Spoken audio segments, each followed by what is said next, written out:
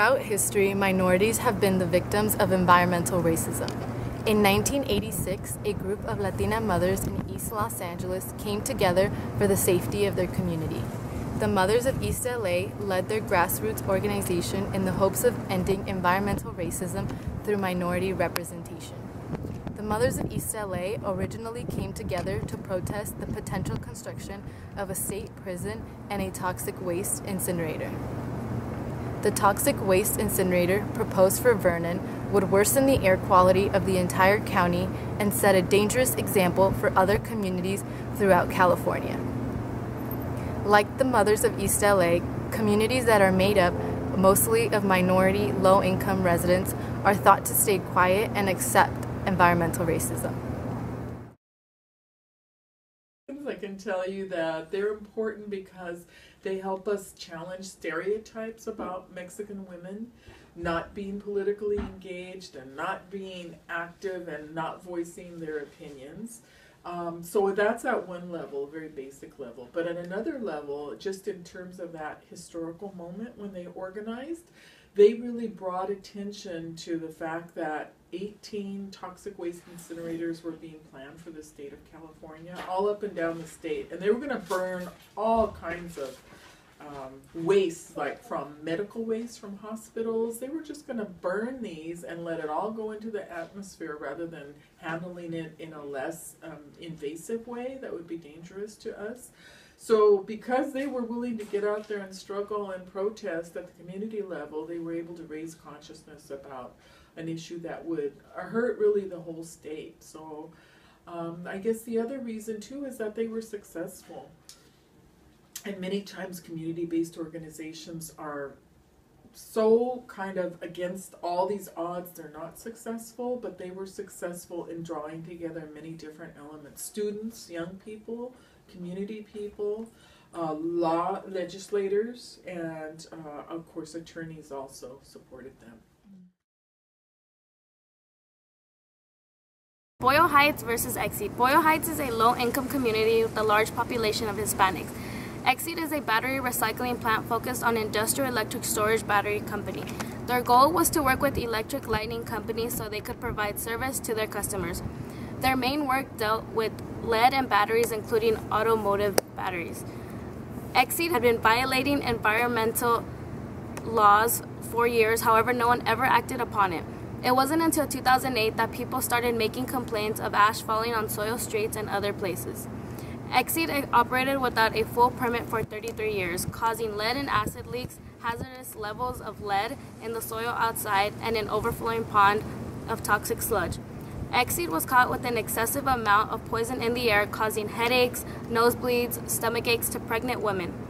Exceed targeted these communities like Boyle Heights because they knew people in these communities were uneducated and would not know exactly what was going on, assuming that it was other reasons why these symptoms were happening to them. Children of these communities were affected with learning disabilities and lower IQs. The EPA implemented people to sign up for free blood tests for lead poisoning, and it showed in the blood an excessive amount of lead and arsenic.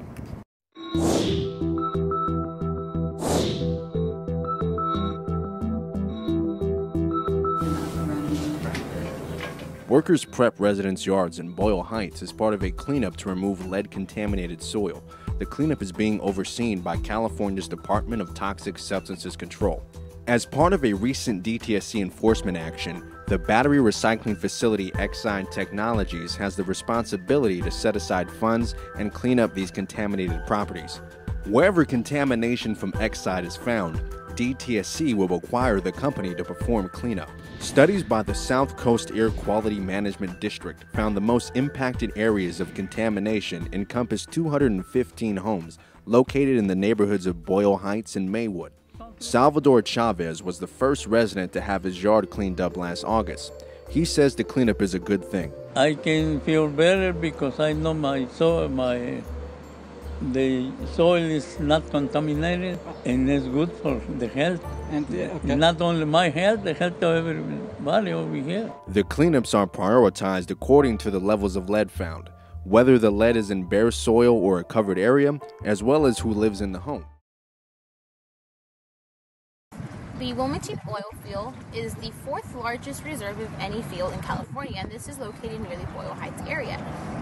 It's the California Pacific Oil Company, which drilled 40 acres of an oil well near Lincoln Park. These oil industries are releasing hazardous chemicals into the air, which are then affecting the overall health of our community members. These chemicals are organic compounds being man-made compounds that are extremely hazardous to one's health, because these areas are a working community, so hence they come with the belief that they are providing our community members with extra jobs. They also target these areas because it is hard for these areas to say no, as they do not have the tools to fight back. Most of the community members are also not fully aware what's going on in their area. And the last and most important reason is because these areas are low income, so it is a lot easier for these oil industries to kind of buy off the land and then use the land to create their oil reserves. They are independent energy company engaged with acquisition, exploration, development, and production of domestic onshore crude oil and gas reserves. For the city of Wilmington, 86.6% of the population is mainly Latino people, along with 2.6% of Black and 6.4% of white. Silica, which are crystal fibers that affect our lungs, ethylbenzene, which causes cancer, and ethylene glycol is a very strong acid that burns some tissues as you're breathing. These compounds can cause cancer, respiratory issues, and cause damage to kidneys, the nervous system, the liver, brain, and heart. Although oil and gas production occurs citywide, the relative risk is significantly higher in the lower income communities of color.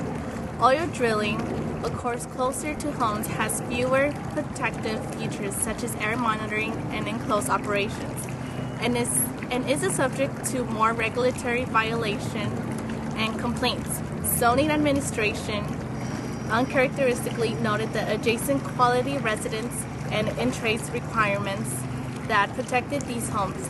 South LA and Wilmington sites, however, not only have fewer protections, but are closer to sensitive populations, and in some cases where protections were in place have weakened over time. 13 residents expressed irritation and concerns about nauseous smells, loud noises both day and night, and the many other problems resulting from the operation. During the community survey, people referred to their experience living to the Warren E&P during construction and operation as a living hell. There's a local environmental justice organization called the CBE, which stands for Communities for a Better Environment, started back in 1978. Their mission is to help communities of color and low-income areas. Their goal is to achieve an environmental health justice by preventing and reducing pollution by building green, and also for a healthy, sustainable community for our environments. By going to their website, www.cbecal.org, you can learn about how to get involved, such as volunteering, internships, donations, or maybe even a career choice if that's something that you're interested in. If you're looking for more education and more knowledge, you can take a toxic tour plant, which takes you around Los Angeles to get to go ahead and see what's going on in your backyard with all the chemical exposures. There's also local clubs here on campus, such as EOSA, which stands for Environmental and Occupational and Student Association. At this club, you will learn about environmental policy acts and get to meet professionals in the EOH field. Our job is to educate the public and protect the safety of the environment and of others. We protect people and the environment from chemical, physical, and biological hazards. If you're interested in this or have any questions or concerns, just go ahead and ask me after class. Just remember, if you want to make a difference, knowledge is power.